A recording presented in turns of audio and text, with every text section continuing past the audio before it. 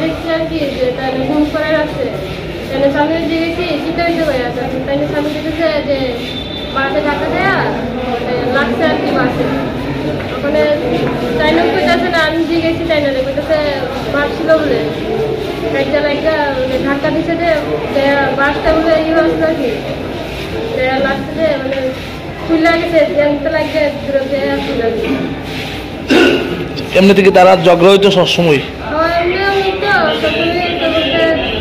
আগে তো কাজটা লাগলে যাইতে পারি আমরা বাড়িতে আমরাও করতে পারি না। কি জামাইয়ের নাম কি? বাড়ি খয়েরপুর। পুলিশে জানাইছি নি ঘটনা? কত বছর হয়েছে বিয়ে হয়েছে? ছেলে মেয়ে আসেনি? ঝগড়াটা কি কারণে হয়?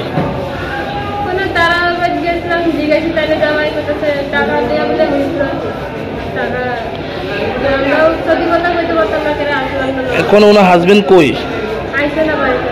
পুলিশে জানাইছে? প্রথম কোন হাসপাতাল নিয়েছিল? রানীবাজার। এরপরে আপনার কি হয়?